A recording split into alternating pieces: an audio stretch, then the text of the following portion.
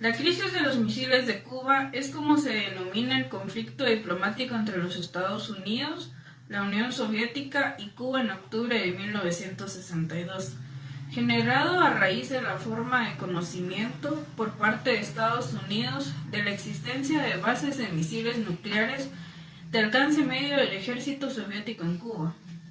En Rusia se le denomina crisis del Caribe, mientras que en Cuba se llama crisis de octubre. Fue una de las mayores crisis entre ambas potencias durante la Guerra Fría, donde en opinión de numerosos expertos, más cerca se estuvo de una guerra nuclear, junto al bloqueo de Berlín.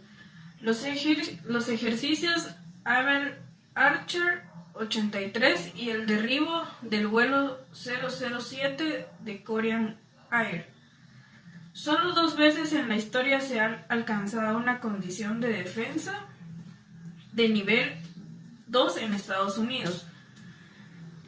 La crisis abarca el periodo comprendido entre el descubrimiento de los misiles balísticos de alcance medio R-12 y R-14 de la Unión Soviética, 15 de octubre de 1962, hasta el anuncio de su desmantelamiento y trasladado de vuelta a la Unión Soviética el 28 de octubre de 1962, aunque a otros niveles se extendió hasta noviembre de 1962, incluso enero de 1963 en sucesivas minicrisis, y estuvo motivada por el envío de misiles nucleares estadounidenses a Italia y Turquía, estados que querían detener el expansionismo y la influencia soviética en sus territorios.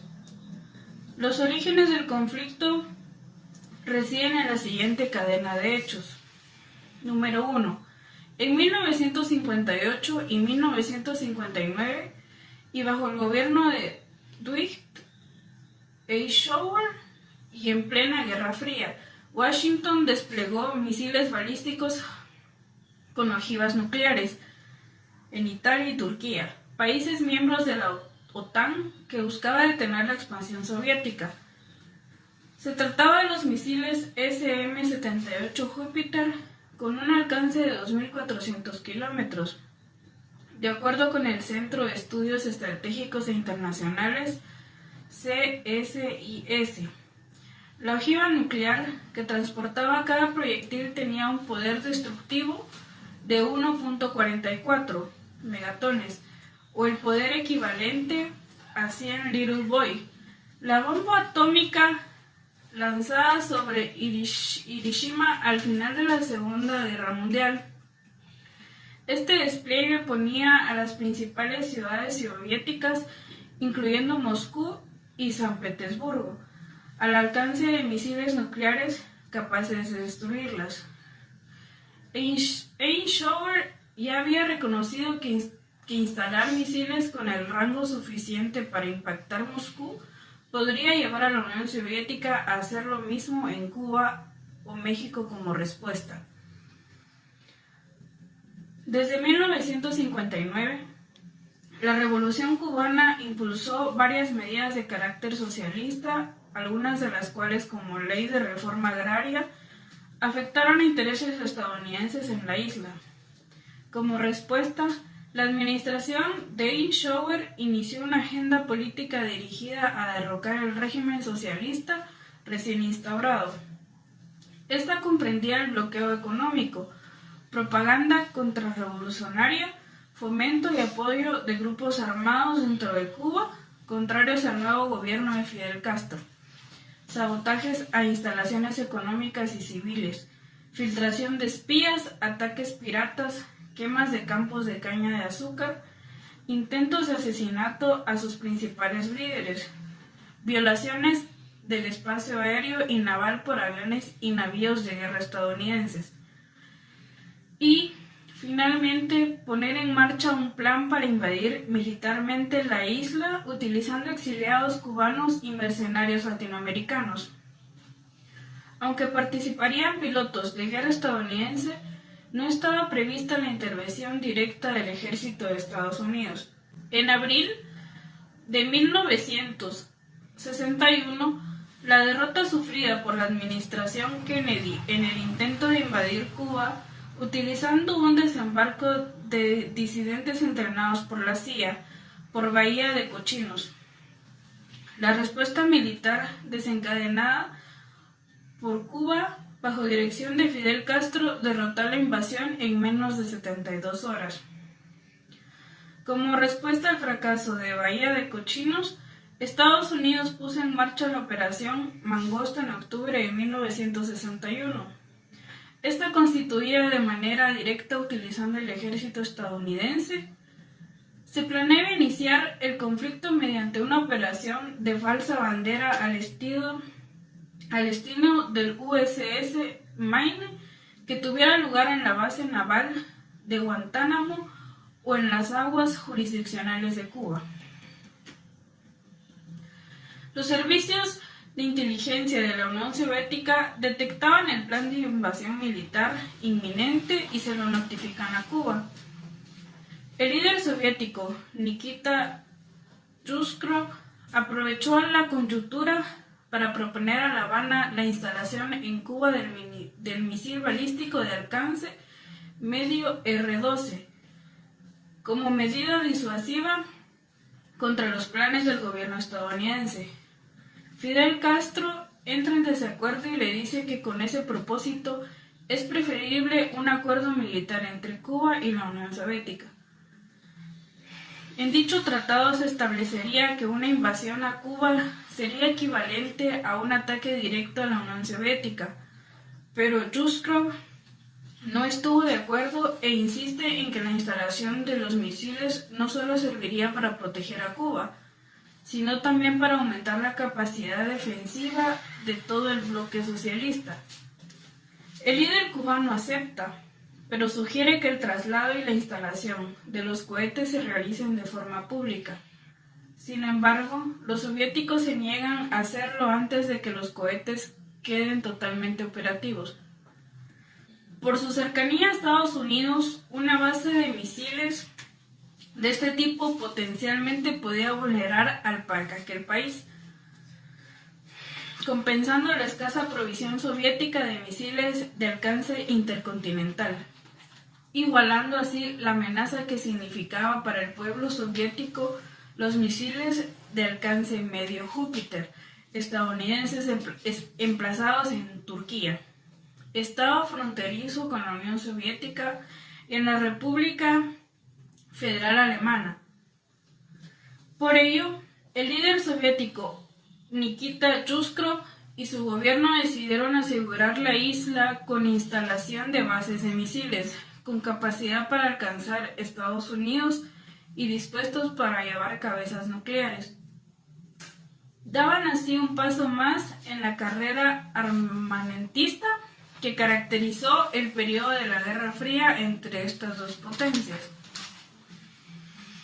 Los soviéticos habían subestimado la capacidad de los servicios de inteligencia de los Estados Unidos, que no tardaron en detectar la presencia de las bases de misiles R-12 mediante violaciones del espacio aéreo cubano con aviones espías U-12. Estados Unidos pide cuentas a la Unión Soviética, pero esta vez los líderes soviéticos prefieren probar la táctica del engaño y seguir ocultando la operación.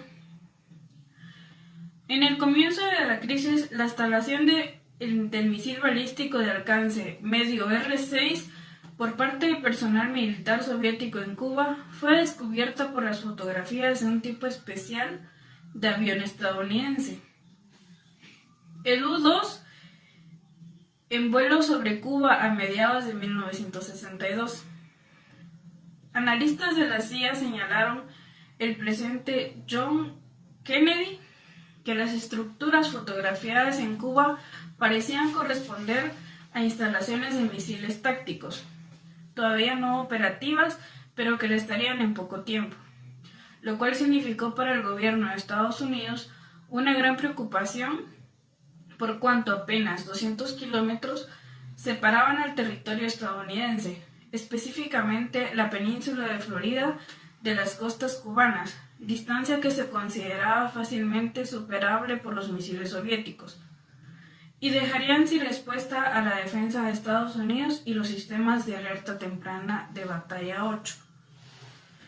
El 22 de octubre de 1962, Kennedy se dirigió al pueblo estadounidense con un mensaje televisado de 17 minutos. Allí habló por primera vez públicamente de establecer una cuarentena y un cerco naval alrededor de la isla de Cuba. Para cumplir esta medida se desplegaron barcos y aviones de guerra estadounidenses en el Mar Caribe a partir del 23 de octubre, destinados a ejercer un auténtico bloqueo aeronaval. Enterado de lo ocurrido, Nikita Khrushchev dirigió un mensaje a Kennedy el 24 de octubre señalando: la URSS ve el bloqueo como una agresión y no instruirá a los barcos que se desvíen. Pero en las primeras horas de la mañana, los buques soviéticos disminuyeron la velocidad en sus desplazamientos hacia Cuba, con el fin de evitar algún conflicto mayor, mientras se abrían las posibilidades de una negociación entre las partes. La participación de la OEA y estados latinoamericanos. Al constatarse la instalación de bases de misiles balísticos soviéticos de medio rango en la isla de Cuba, la Organización de los Estados Americanos, bajo presión estadounidense, impuso sanciones al gobierno cubano y determinó el bloqueo naval de aquel en una operación que se denominó Cuarentena y que tuvo como objetivo principal impedir la llegada por vía marítima de los elementos necesarios para proseguir el desarrollo de las bases mencionadas. Las Armadas realizaron una operación combinada en la cual participaron los destructores argentinos Espora y Rosales, llegando el 10 de noviembre a la base naval de Chaguaranas, en la isla de Trinidad, pasando a formar parte de la flota combinada estadounidense latinoamericana, el mando del contraalmirante John A. Thierry. En dicha flota se integrarían los destructores venezolanos ARB Nueva Esparta y ARB Zulia, las fragatas dominicanas Santana y Luperón, el destructor USS Mullinix 9. El Sábado Negro. La posición estadounidense se enfrentaba a la soviética y la perspectiva de una guerra abierta entre ambos estados parecía cercana, sea como un mutuo ataque de misiles intercontinentales, ICBM, o atacando a la Unión Soviética de los países aliados de Estados Unidos en Europa Occidental, mientras los consejeros militares de John Kennedy consideraban seriamente el escenario de una guerra nuclear a gran escala para detener a la Unión Soviética. Los buques estadounidenses continuaban buscando navíos soviéticos en ruta hacia Cuba, ordenado por radio y comunicaciones navales su desvío en caso de hallarlos, pero ninguna de ambos bandos se atrevía a usar fuerza para lograr sus fines, por temor o las repercusiones en otras partes del mundo, una respuesta militar en Europa o un ataque en Alemania. Sin embargo, el 26 de octubre el gobierno soviético enviaba a Washington un mensaje personal de Khrushchev a Kennedy para llegar a un acuerdo. Los buques soviéticos se retirarían si el gobierno estadounidense lanzaba una declaración pública renunciando a derrocar el régimen de Fidel Castro y ofreciendo no patrocinar ningún ataque bélico en ese fin. El propio día 26 de octubre, Fidel Castro desde La Habana escribe un mensaje y solicita a Khrushchev que en caso de una invasión de Estados Unidos a Cuba, la URSS realice un ataque nuclear contra los Estados Unidos, a un costo de desaparecer Cuba e iniciar una guerra nuclear. El sábado 27 de octubre de 1962, la defensa antiaérea soviética estacionada en el suelo cubano activó por primera vez su sistema de radares y bajo la presión del gobierno cubano, un grupo antiaéreo de la agrupación de tropas soviéticas en Cuba, bajo el mando de mayor Iván Mikhailovich, decidió derribar el avión espía estadounidense 13 tipo U-2 por un misil tierra-aire cuando espiaba el oriente de la isla de Cuba, aumentando aún más atención, pero en la mañana del mismo día 27 de octubre, Khrushchev propuso a Kennedy el desmantelamiento de las bases soviéticas de misiles nucleares en la carta de respuesta del 28 de octubre en Cuba, a cambio de la garantía formal y pública de que Estados Unidos no realizaría ni apoyaría una invasión al territorio cubano en 1415.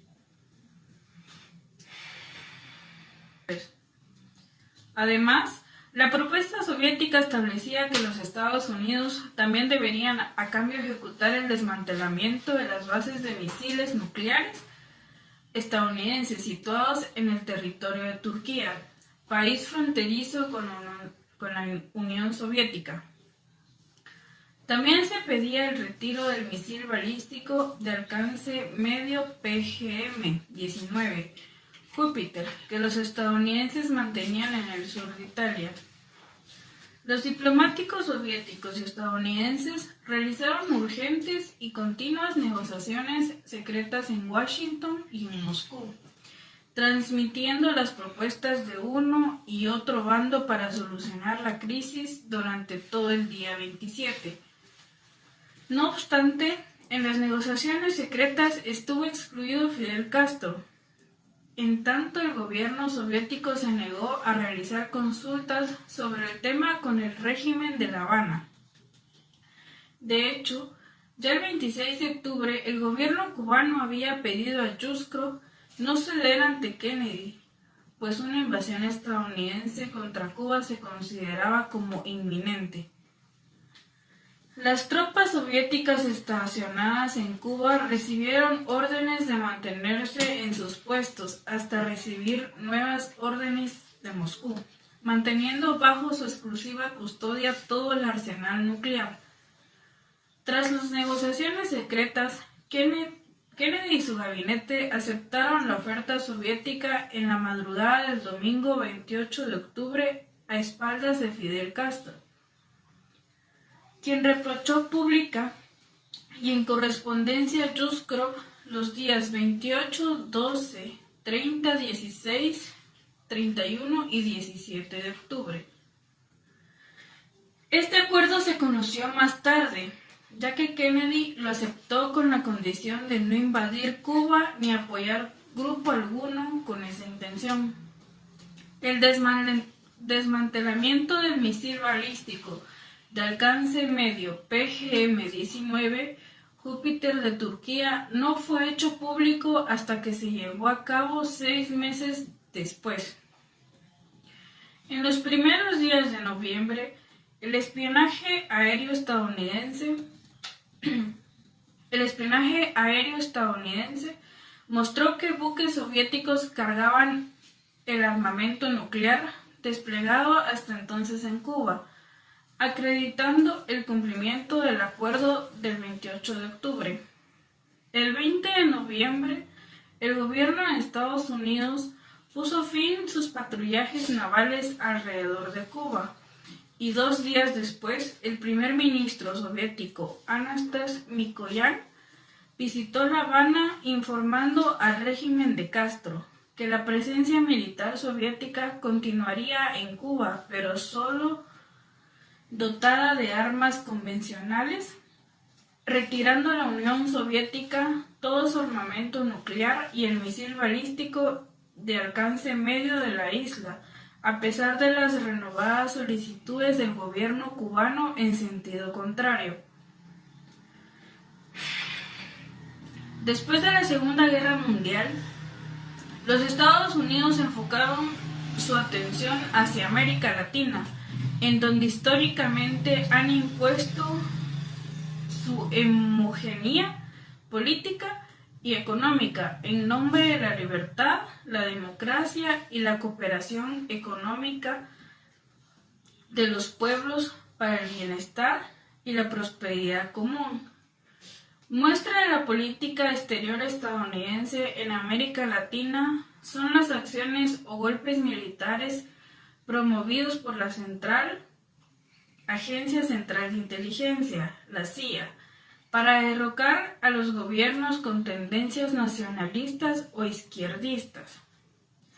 La Revolución cubana, liderada por Fidel Castro y Ernesto Che Guevara, había derrocado al régimen dictatorial de Fulgencio Batista, que contaba con el respaldo de los Estados Unidos, en tanto preservaba como fiel guardián sus privilegios e inversiones económicas en la isla en 1959.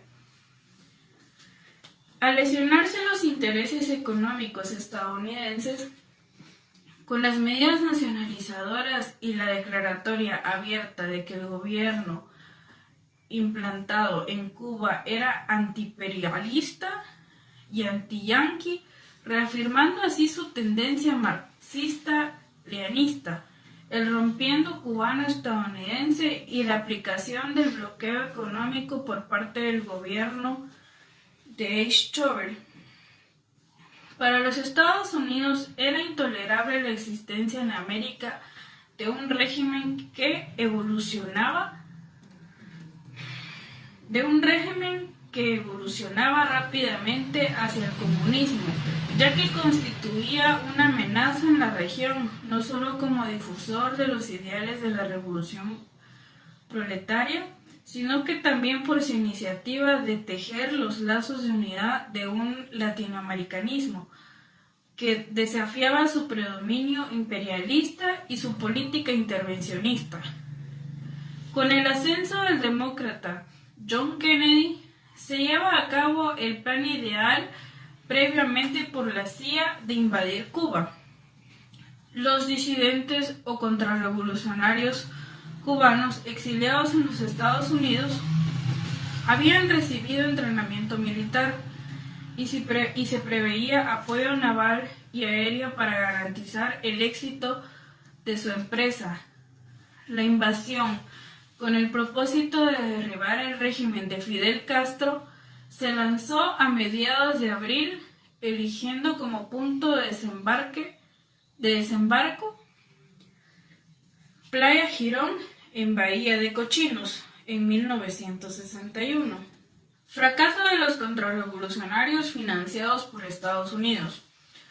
Fueron las agresiones continuas y la posibilidad latente de una nueva invasión a gran escala directa o patrocinada por los Estados Unidos, lo que orilló al gobierno castrista a acercarse a la URSS para negociar una serie de acuerdos económicos y militares. Los gobiernos soviético y cubano celebraron un acuerdo secreto para el establecimiento de 40 misiles en Cuba y la llegada de unos 40.000 soldados soviéticos y más de 10.000 civiles para encargarse de la instrucción militar y de asesoría técnica.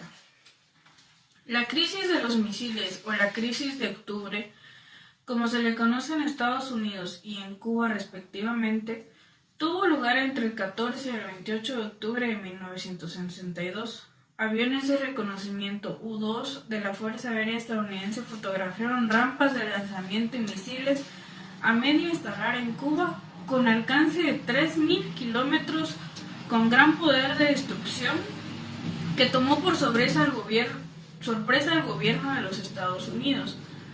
Kennedy denunció la presencia de misiles y advirtió que todo ataque desde la isla seria respondió como si fuera un ataque soviético. Y con el fin de impedir la entrada de más armamento, se desplegó el bloqueo marítimo a Cuba a través del patrullaje de navíos estadounidenses, al mismo tiempo que se exigía de manera enérgica el retiro de los misiles. La postura firme del gobierno estadounidense obliga al máximo dirigente de la URSS, Nikita Khrushchev, a ordenar el retiro de las embarcaciones soviéticas. Y aunque esto pareciera un fracaso y una intimidación para la URSS, lo cierto es que sus objetivos de combinar a un diálogo para llegar a acuerdos sobre aspectos que amenazaban sus áreas de influencia y la propia seguridad territorial de la URSS se resolvieron satisfactoriamente. El retiro de los misiles de Cuba quedó condicionado al retiro de los misiles en Turquía por parte de los Estados Unidos y a la promesa de que los estadounidenses no volverían a atacar a Cuba. Este episodio, desarrollado en el contexto de la Guerra Fría, es considerado como el incidente de máxima tensión y peligro en la historia de la humanidad, ya que el mundo estuvo cerca del holocausto nuclear. La Guerra Fría y la crisis de los misiles de Cuba, Kennedy ganó a Khrushchev la partida estratégica en Cuba, pues para Estados Unidos había mucho más en juego para la Unión Soviética. Ambos líderes corrigieron un riesgo inmenso que todavía hoy no comprendemos del todo. Raymond Aron. El 21 de junio de 1982, la llegada de Kennedy a la Casa Blanca inaugura el periodo más dinámico de la diplomacia estadounidense, sembrando de fracasos el más humillante de los cuales es sin duda el fiasco del desembarco en la Bahía de los Cochinos, y también éxitos como lo es, y bien glorioso, el resultado de la crisis de los misiles en Cuba. Tomado globalmente, este periodo conduce a la aparente supremacía mundial de 1963, a la que sigue la caída espectacular y el desgarramiento de la sociedad estadounidense a propósito de la guerra de Vietnam.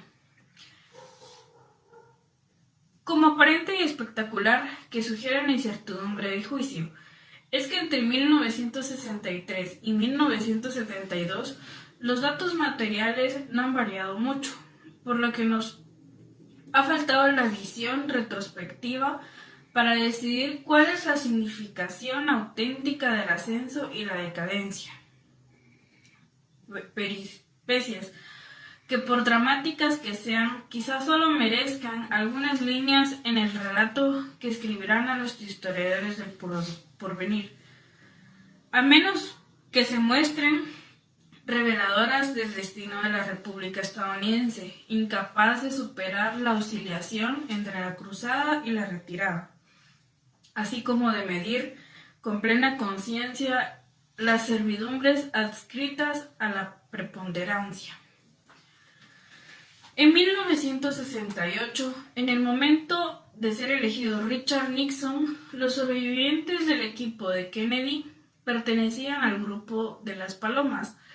Kennedy había lanzado en 1960 la frase de las nuevas fronteras, en que los Estados Unidos de Eisenhower parecían gozar un control burgués, con una débil tasa de crecimiento, un desempleo relativamente alto y una diplomacia moderada. Dulles había desaparecido y el presidente estadounidense había recibido a Khrushchev en Estados Unidos.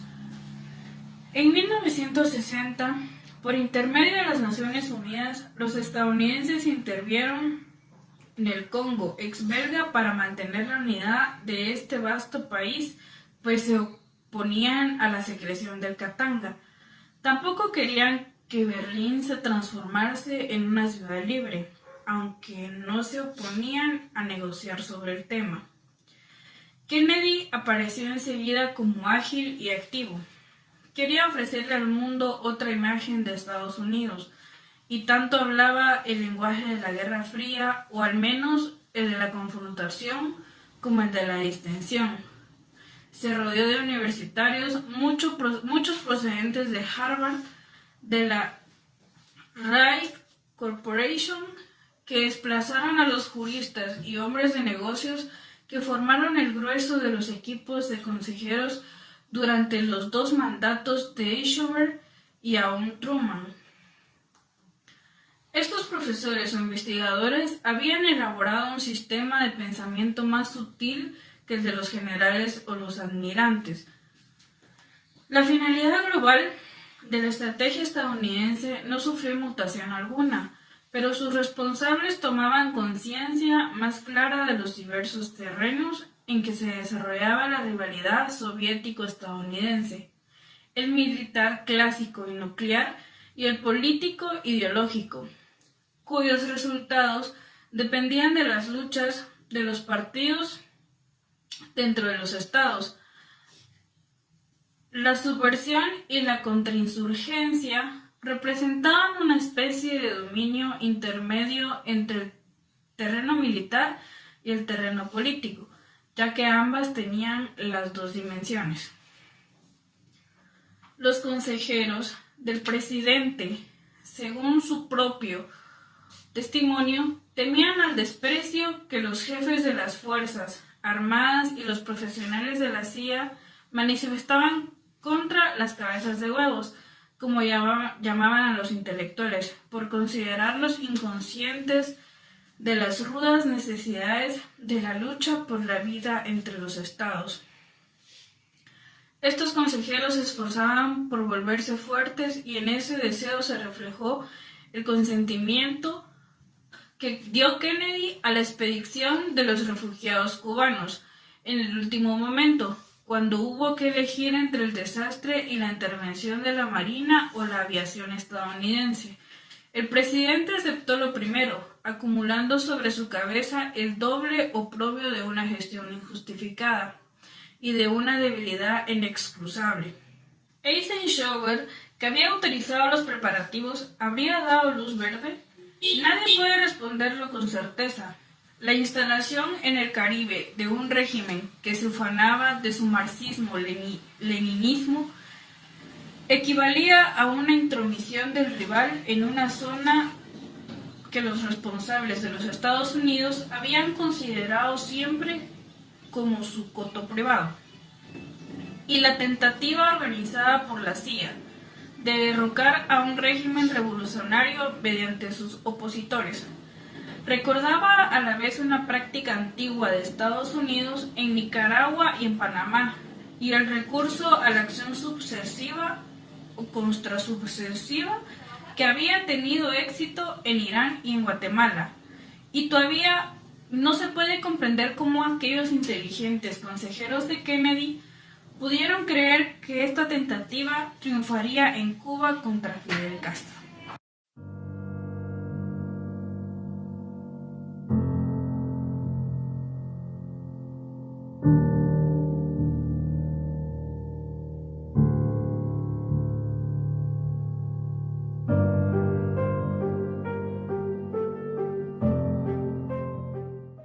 A finales de 1962 o comienzos del 63, los Estados Unidos habían logrado un margen sustancial de superioridad sobre la unidad soviética, de lo cual tenía plena conciencia el equipo de Kennedy, pues creía poseer al mismo tiempo los medios de hostilidades clásicas limitadas y una acción eficaz contra la subversión. La doctrina que profesaba en materia nuclear creó tensiones con los aliados europeos, pero sirvió bien en oportunidad de la crisis cubana, les proporcionó la ocasión de seguir un éxito y aplicar a la otra parte de la doctrina. El mismo gusto por la acción les llevó a poner a prueba, primero en Laos, después en Vietnam, la técnica de la supervisión, y los Estados Unidos hicieron una nueva etapa en el camino, lo que se convirtió entre la tragedia de Vietnam. En cambio, frente a los hombrecidos de Giap, que así se les llamaba, frente a los guerrilleros que llevaban consigo sus armas, sus provisiones de arroz, es que aún en la era nuclear, el hombre sigue siendo el factor decisivo de la victoria. Por sus implicaciones lógicas, más que por su intención deliberada, ofrecía el diálogo a la Unión Soviética a la vez que imponía una disciplina a los aliados, al menos en materia de armamentos nucleares. En efecto, el refuerzo a los medios clásicos inquietaba a los alemanes y a la crítica contra las pequeñas fuerzas nucleares, ya que eran muy costosas, eficientes y peligrosas. Indignaba o expresaba a los franceses, quien se equivocaba, las controversias sobre el probable efecto que ésta alcanzaría. Hoy superior, si el adversario piensa en una agresión limitada, la amenaza de una réplica termonuclear no le descifrará de su intento. En lo abstracto, todos admiten este razonamiento, pues no es razonable abusar de lo que se ha denominado la racionalidad de actitudes irracionales. A menudo, el afectar la resolución de cometer un desatino antes de un menor gesto hostil puede ser resultado, pero basta un fracaso para la catástrofe o para descubrir la fanfarronada. Toda discusión mediante amenazas nucleares comporta un elemento de fanfarronería. Por eso mismo los analistas señalan, y también hay que saber qué es lo que se hará si el otro no se deja disuadir.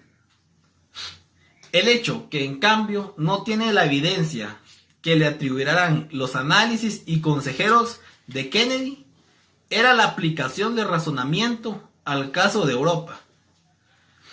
Este mensaje transmitiría a los hombres a Kremlin la respuesta de sus tropas y las organizaciones del Tratado del Atlántico Norte. Todavía hoy se niega a decidir dogmáticamente entre esas tesis, pues solo la experiencia permite comprobarlas, y felizmente tales controversias jamás han sido sometidas a su única prueba decisiva, que es de los hechos necesariamente los europeos se inclinaban en un sentido y los estadounidenses en otro. En Europa, una de esas guerras a las que se llamaban limitadas no habrían tenido para Alemania Occidental consecuencias, pues los horrores de la guerra habían alcanzado igualmente todos los rincones de la República Federal. Así, una doctrina que pareciera asentarse los riesgos de hostilidades locales a fin de reducir hostilidades en las que resultaría implicado los dos grandes, respondía al interés de Estados Unidos, no de Europa. Eso aportaría una semi-información de la hipótesis formulada por lo general de Gailey. Europa servía como campo de batalla, mientras que los terroristas de la Unión Soviética y de Estados Unidos quedaban, por decirlo así, como saturados. Quizás el punto central de controversia era el empleo de las armas atómicas tácticas. Lo que sostenía las respectivas tesis coincidían en reconocer que la frontera más simple, la que la facilitaría al máximo el entendimiento implícito entre los enemigos, se situaba entre las armas clásicas y las armas atómicas, mientras que las armas atómicas, aun las de pequeño calibre, no se utilicen. La intención no es exceder los límites de la irreparable destrucción que causarían. En cuanto a las fórmulas generales, todos coinciden en ellas: evitar las alternativas de la capitulación o del apocalipsis, desconfiar de las amenazas no posibles y poseer los medios necesarios para replicar proporcionalmente el peligro de estas escalas, que resulta automáticamente el empleo de armas atómicas tácticas. La polémica de McNamara, uno de los consejeros contra el armamento atómico de Francia, presentaba un doble inconveniente: no impide nada y añadía a las recriminaciones recíprocas el mal humor de todos. Parece que el hombre de Kremlin, de acuerdo a los reproches formulados por los chinos en las polémicas posteriores, presentaron respecto a estos exigencias comparables a los que responsabilizaban a Washington respecto a los europeos. Después de haber prometido su concurso para llevar adelante el programa atómico chino, tan exigente, equivalía a la gestión centralizada del armamento nuclear que Robert McNamara consideraba como la única aceptable y que Walter Lippmann describió como en cierta ocasión con una imagen sorprendente. Dado que todos iban en el mismo automóvil lanzados sobre una ruta peligrosa, los occidentales deben confiar en el conductor, Kennedy, para tomar los instantes difíciles y decisiones necesarias. Kennedy admiraba a de Gaulle tras su viaje a París y sus conversaciones con el presidente francés. Esperaba que se emprenderían negociaciones sobre la modalidad de una cooperación comparable a la que Washington mantenía con Londres. Conscientemente, Kennedy solo habría visto ventajas en poner fin a las relaciones especiales habidas en el gobierno británico, o que las relaciones con París se aproximaban lo más posible a las que mantienen con Londres.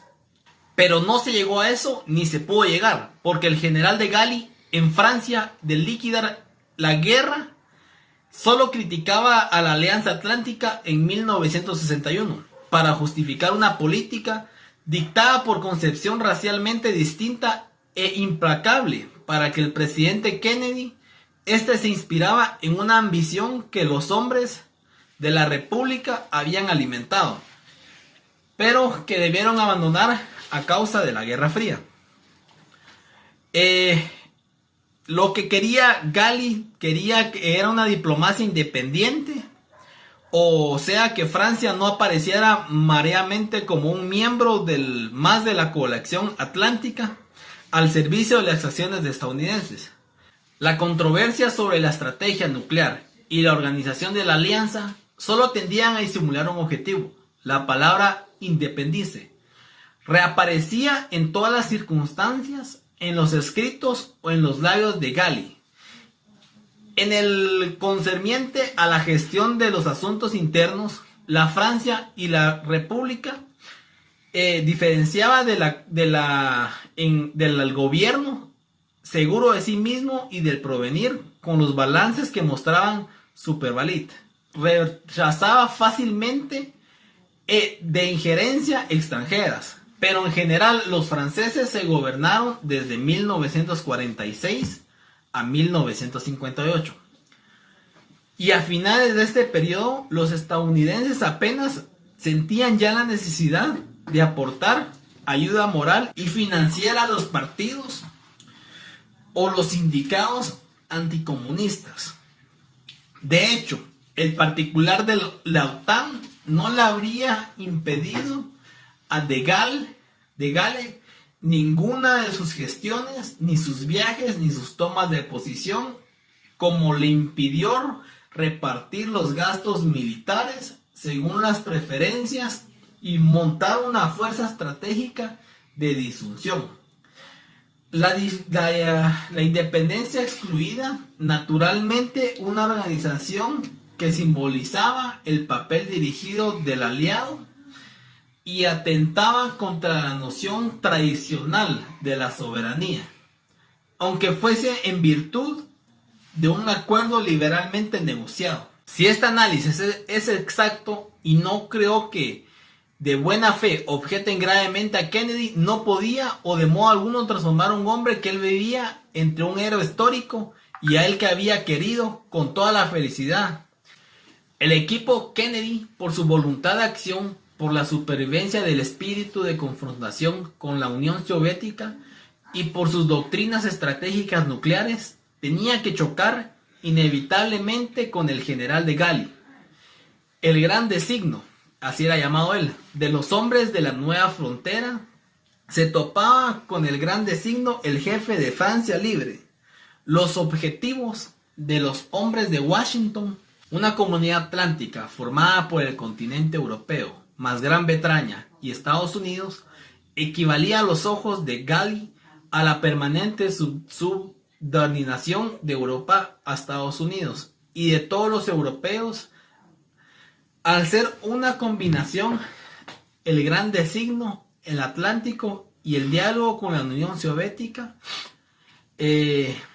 esto a sus ideas dictaces se oponía radicalmente a la diplomacia en los puntos. Le quitaban a Francia la libertad de movimientos, que es la esencia de la independencia, y hacía pasar sobre ella amenazas de una nueva versión de lo que lo simbolizaba, llamaba Yatla. En julio de 1963, el equipo Kennedy experimentó con toda seguridad sentimientos de victoria.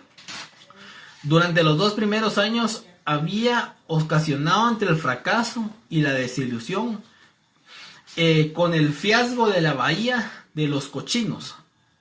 Habían perdido no solo prestigio, sino sobre todo la confianza en sí mismo, tras la entrevista de Viena, en el que quiso, no sin algún éxito, intimidar al joven presidente que había buscado en toda ocasión, como Laos y en Vietnam, la oportunidad tanto de un desquite como de una prueba conveniente para su virtual de su firmeza, no aparecer como debilidad inseguro de sí mismo e inconsciente de su poder. Sin embargo, las negociaciones sobre la suposición de las experiencias nucleares, abiertas desde el 31 de octubre de 1958, no llegaban a ningún resultado. El 29 de agosto de 1961, sin previsto alguno, los soviéticos reanudaron tales experimentos. Unos meses más tarde, los estadounidenses procedían a su vez a hacer una nueva serie de experimentos. Solo en octubre a noviembre de 1962, las instalaciones de cohetes atómicos soviéticos en Cuba dio la oportunidad a Kennedy de lograr un éxito tan espectacular, sino que tan importante, y le permitió alcanzar por fin uno de los objetivos que más le preocupaban. En fin, en cuenta el diálogo con Estados Unidos soviético, que importaba más que la comunidad atlántica y sus pilares. Sus pilares internacionales en el continente, especialmente constituido para examinar las diversas opciones y proponer al presidente, que hubo consejeros, en especial los militares, que recomendaron el bombardeo inmediato de las bases soviéticas, pero también en vez Kennedy escogió la solución moderada. Durante las conversaciones, él también prometió secretamente retirar los cohetes instalados que él tenía en Turquía, y se comprometió a no atacar a Cuba, compromiso que oficialmente desapareció, ya que estaba subordinado a una inspección de la isla, a lo que se opuso Fidel Castro. Aseguramos que aún permanecen oscuros numerosos puntos de este asunto. Nadie sabe si las cabezas nucleares fueron transportadas a Cuba, las zonas occidentales de la isla, región que fueron instalados los cohetes, no fueron sobrevalorados durante ese periodo decisivo, en los meses de octubre de ese año. El conflicto entre los servicios de la aviación acerca de la división de tareas habían retardado en muchos días la misión aérea. Si los dirigentes estadounidenses recibían información aún después de arrestado al coronel Penkovsky, tenían que saber que los soviéticos no habían puesto sus fuerzas, ni las estrategias, ni las tácticas del Estado en alerta. Cuba representaba algo que para el pueblo estadounidense, pero para nada los pueblos de la Unión Soviética.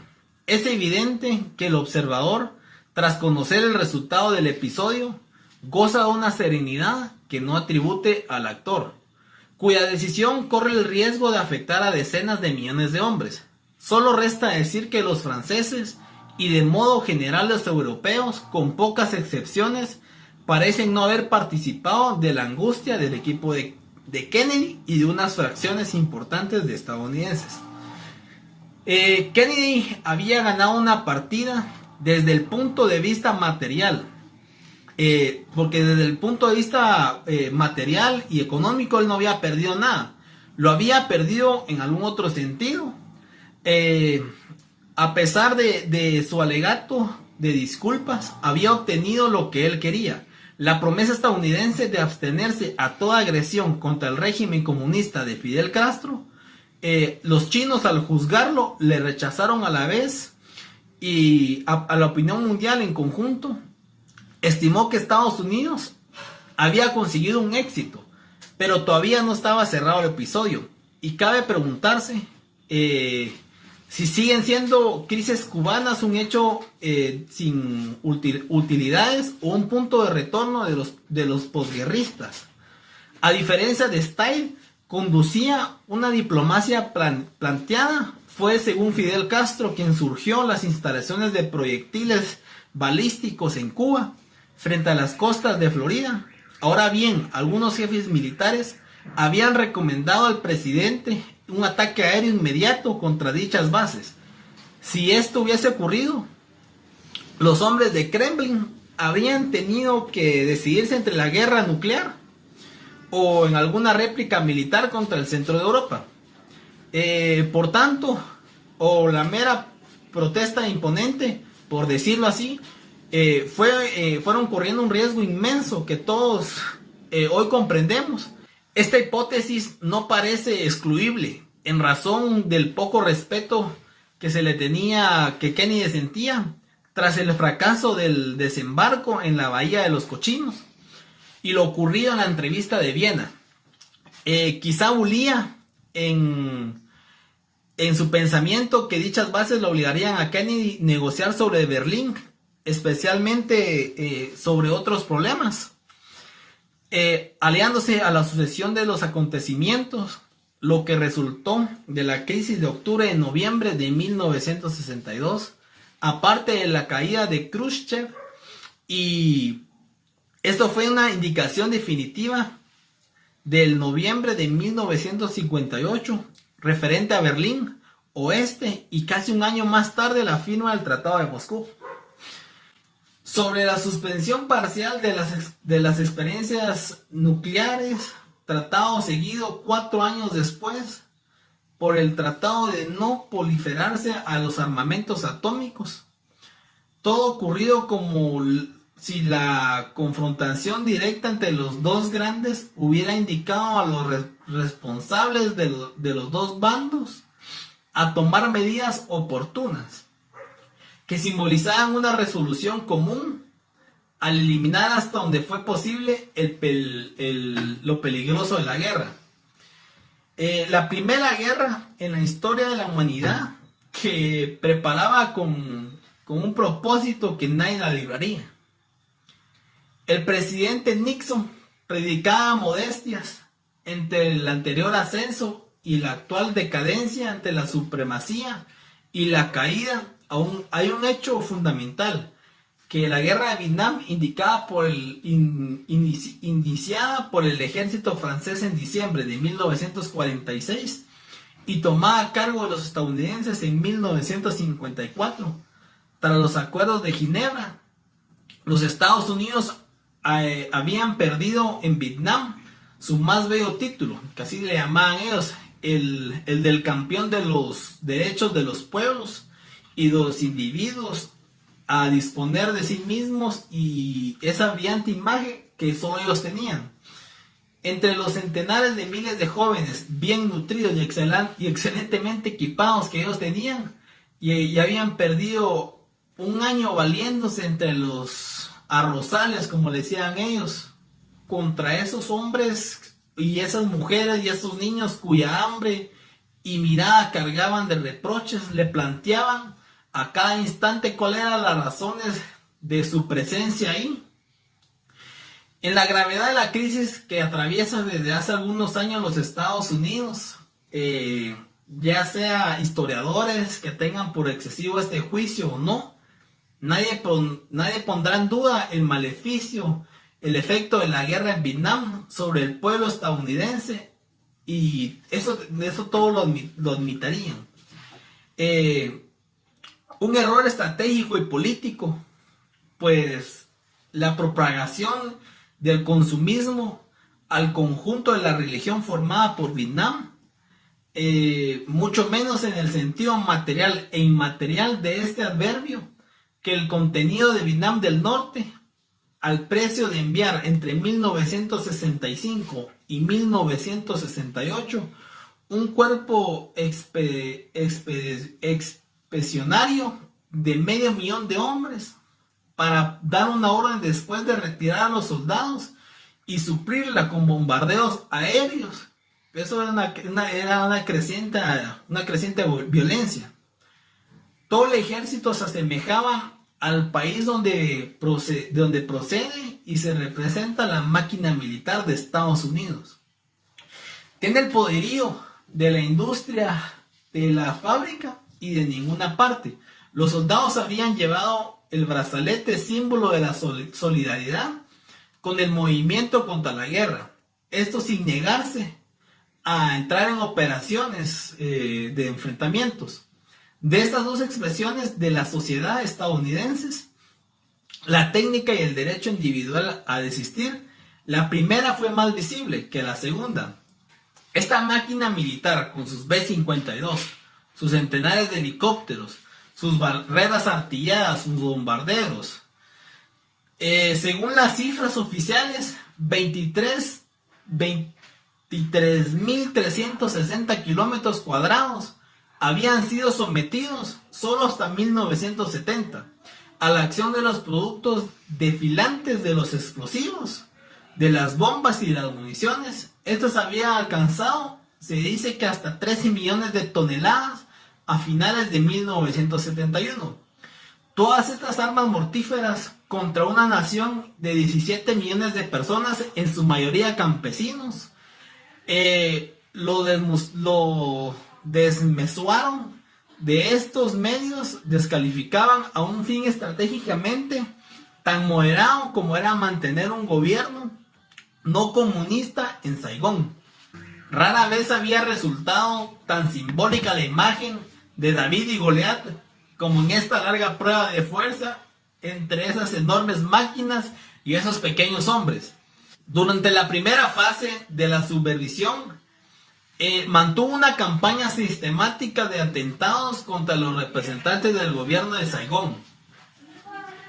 Cuando durante la ofensiva de 1968 no dudó en masacrar a funcionarios y notables, enterrados vivos en fosas comunes, a centenares de ellos, y también a las tropas estadounidenses, cometieron atrocidades similares a las numerosas que habían cometido en Filipinas a comienzos de este siglo, hace más o menos 10 años, en esa época.